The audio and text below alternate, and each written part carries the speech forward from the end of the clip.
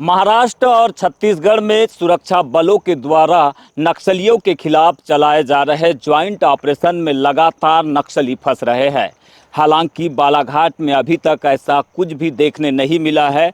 बावजूद इसके एसपी नगेंद्र सिंह के निर्देशन में लगातार हाक फोर्स और जिला पुलिस बल के जवान नक्सलियों के विरुद्ध सर्चिंग के लिए निकल रहे हैं।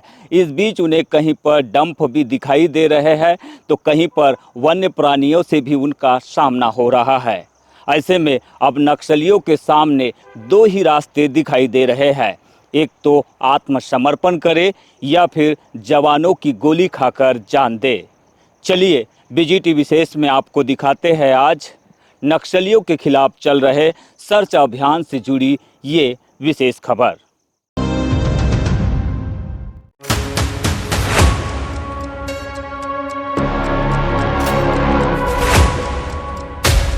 अंतर्राज्यीय सीमाओं पर जिस तरीके से जवानों के द्वारा नक्सलियों के मंसूबों को ढेर किया जा रहा है, नक्सलियों को ढेर किया जा रहा है और उनकी विचारधारा को ढेर किया जा रहा है, इसके बाद कुछ नक्सली जो है वो लगातार महाराष्ट्र और छत्तीसगढ़ के रेड कॉरिडोर से होते हुए बालाघाट में इंटर करने की कोशिश कर रहे हैं। हालांकि ये रेड कॉरिडोर अब पुलिस अधीक्षक नगेंद्र सिंह के निशाने पर आ गया है और इसी के चलते बालाघाट पुलिस अधीक्षक के प्रस्ताव पर जो है मध्य प्रदेश के पुलिस विभाग के द्वारा 10 थानों को जो है अपग्रेड किया गया है और 3 जो है सुरक्षा के नए कैंप भी तैयार किए जा रहे हैं। इन्हीं 3 सुरक्षा कैंपों के माध्यम से नक्सलियों की एंट्री पर जो है पुलिस अधीक्षक के निर्देशन में हाक फोर्स और जिला पुलिस बल के जवान कड़ी निगरानी रखे हुए हैं और सर्चिंग करते हुए लगातार नक्सलियों के मंसूबों को ध्वस्त करने की कोशिश भी कर रहे हैं। छत्तीसगढ़ के सीमावर्ती सभी राज्यों को यह अलर्ट दिया गया है। इसके तहत हमने भी हमारी तैयारी पूरी कर रखी है, जिसमें बॉर्डर क्षेत्र पे नवीन कैंपों को हमने खोला है, जिसके माध्यम से इनके आवागमन को हम रोकने में काफ़ी हद तक कामयाब होंगे। करीबन 10 के लगभग चौकियाँ हमारी ऐसी हैं जिनको थानों में अपग्रेड किया गया है, जिसका निर्माण कार्य भी तेज़ी से चल रहा है। इसके अतिरिक्त नवीन कैंपों में जो सुरक्षा कैंपों की बात करें तो 3 नए कैंप हमने बॉर्डर एरियाज़ में अभी खोले हैं और ये ऐसे सुदूर क्षेत्रों को हमने जोड़ा है इनमें जहाँ पे अभी तक फोर्सेस की पहुँच कम थी। तो निरंतर दबाव हम उन लोगों पे बना रहे हैं और बिल्कुल मध्य प्रदेश के अंदर उन्हें टिकने नहीं दिया जाए। फिलहाल हम आपको दिखाते ये तस्वीर जो कि आज ही सामने आई है। पुलिस अधीक्षक कार्यालय के द्वारा जारी किए गए ये वीडियो है। बिलाल कसा में नक्सलियों के विरुद्ध चलाए जा रहे सर्चिंग अभियान के दौरान जवानों को जो है एक बार फिर से नक्सली साहित्य और डंप को पकड़ने में सफलता मिली है और इसे पुलिस ने जो है वो खुदाई के दौरान बाहर निकाला है। इसी से अंदाज़ा होता है कि किस तरह से नक्सलियों भी पुलिस के खिलाफ जो है वो तैयारी कर रहे हैं काउंटर के लिए। तो ये बड़ी खबर है जो हम आपको दिखा रहे हैं। नक्सलियों के खिलाफ चलाए जा रहे अभियान के दौरान ये डंप जो है वो निकल कर सामने आया है और जवानों को इसमें सफलता मिली है। आईईडी ब्लास्ट को तैयार करने में जो मटेरियल की ज़रूरत पड़ती है उससे संबंधित कुछ सामग्री भी है, साहित्य भी है और बहुत सारी ऐसी चीज़ें हैं जो नक्सलियों के लिए काफ़ी मायने रखती है। लेकिन पुलिस अधीक्षक के निर्देशन में चलाए जा रहे हैं इस ऑपरेशन के बाद जो है नक्सलियों के मंसूबे ध्वस्त हो चुके हैं, यानी कि वो एक बार फिर से बैकफुट पर आ चुके हैं। बिलाल कसा का जंगल क्षेत्र है उसके अंदर, जो कि डाबरी चौकी लांजी थाना क्षेत्र अंतर्गत आता है। इसमें हमें विस्फोटक या अन्य सामग्री होने की सूचना भी थी।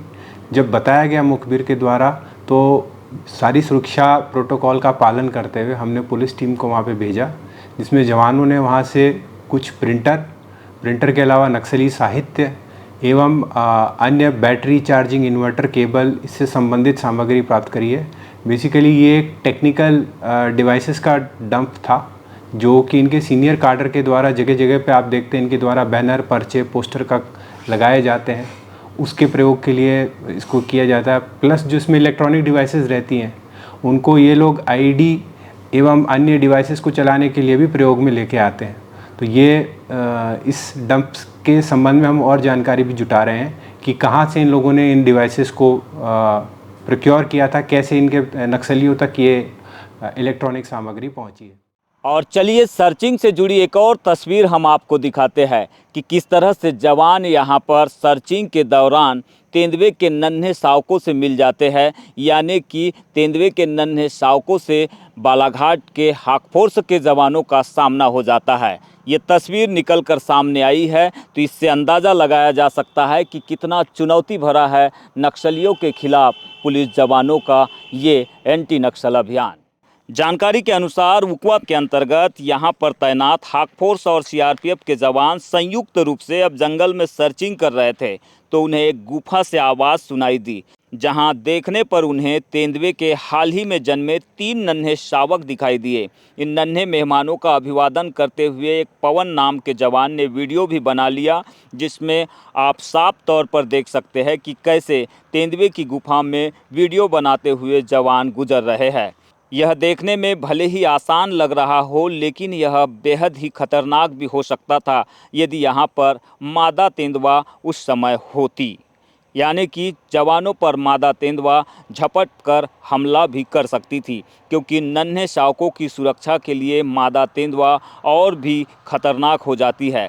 गनीमत रही कि गुफा में या इसके आसपास शावकों की मादा तेंदुआ नहीं थी, वरना अंजाम कुछ और भी हो सकता था। बहरहाल खतरों का सामना करते हुए तेंदुए के क्यूट से नन्हे शावकों का वीडियो बेहद ही खूबसूरत है, जिसमें जवानों के जज्बे और वन्य प्राणियों के प्रति उनकी भावना स्पष्ट तौर पर दिखाई दे रही है।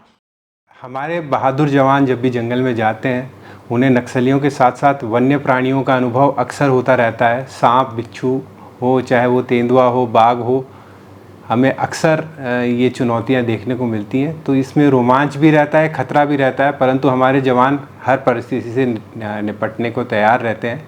और जैसा कि आपने देखा होगा उस वीडियो में कुछ शावक भी आपको दिख रहे थे। तो ये प्राकृतिक जो यहाँ का सौंदर्य है, ये उसको अप्रिशिएट भी करते हैं हमारे जवान। लेकिन हमारा ये भी नियम रहता है कि जब किसी ऑपरेशन में जाते किसी वन्य प्राणी को कोई किसी प्रकार की डिस्टर्बेंस नहीं होनी चाहिए।